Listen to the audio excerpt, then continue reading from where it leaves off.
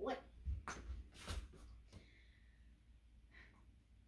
So grooming can be a stressful part of life for some dogs. We don't want it to be a stressful part of their lives, but sometimes getting tangles tugged on isn't a comfortable thing, and we want them to feel like the end result is a good thing after that.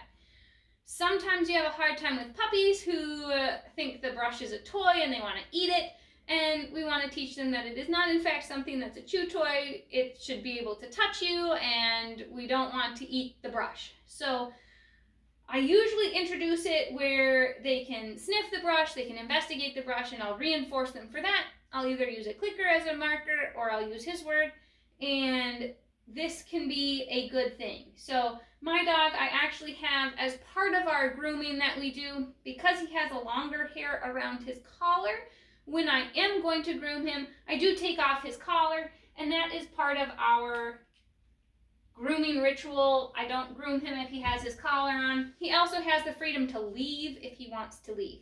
He's not trapped here while I'm brushing. He can get up and leave if he wants to.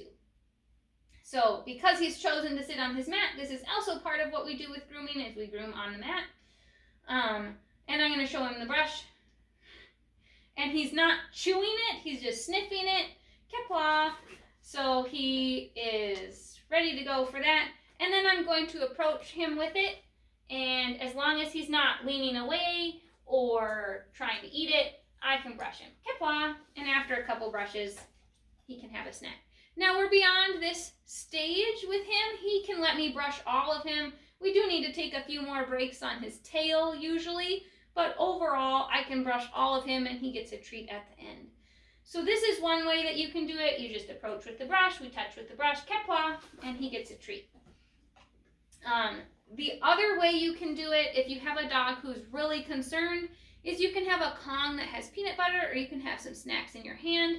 And then we start both at the same time. So we're going to approach together, and I'm going to distribute some snacks. So I have some kibble in my hand, and I'm giving him one at a time. And then as soon as the snacks stop, so does the brushing. So this builds a positive association with the sensation of brushing and food distribution at the same time. And again, a Kong with some stuffing in it or some frozen peanut butter or something along those lines could be used instead of trying to distribute treats in your hand. And that can work really well for some dogs. We also have worked on some cooperation with care and opting in for things and waiting patiently, looking at a piece of food as a I'm ready to go. And that's something that I have done when I'm working on his tail and his toenails. And so I'll show you what that looks like. So I start with a couple pieces of food here. We're going to get him a little more centered on his mat here.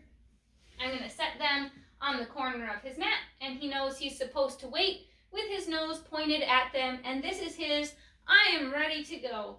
Now if he stops looking at those and looks up at this, I'll stop. So I can brush him, and as long as he looks at these kibbles that are on the floor, that means we are good to keep going. And every once in a while I can stop, I can pick one up, I can feed him one, and then we can go again. And again, this behavior was taught with just him looking at the snacks and me feeding him one at a time, and then we built in the brushing. So the first step was just snacks here, and I would pick them up one at a time and feed them to him, and then I would reach a hand and I would feed him one, and then I would reach a hand and maybe touch him, and you reach, he gets to eat the last one off the floor. And so that's an option. Some dogs, that method works better. Some dogs, the feeding from their hand works better. And other dogs learn just fine that, hey, I can investigate the brush, it touches me, and then the snack happens afterwards. It really depends on your dog and how comfortable they are with the brushing or how concerned they are with items approaching them. Some dogs, you do need an intermediary step where they learn how to sit calmly and patiently for hands approaching. Kippa. And then if that goes well, then you can have random other objects approach them. Starting with a dog toy usually works really well.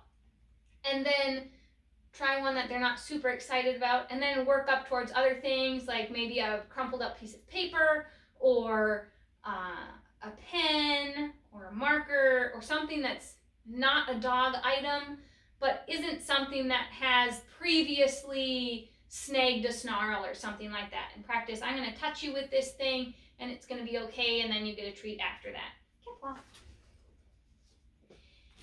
Now this is just for brushing. Bath time takes a little bit more practice for water flowing and that kind of thing. I do have a video about that and a video about blow drying, so you can check those out and see if those are helpful to you. If you have any concerns with grooming or your dog is very afraid of those activities, by all means, reach out, let me know. I can help you develop a plan that works for you and your dog.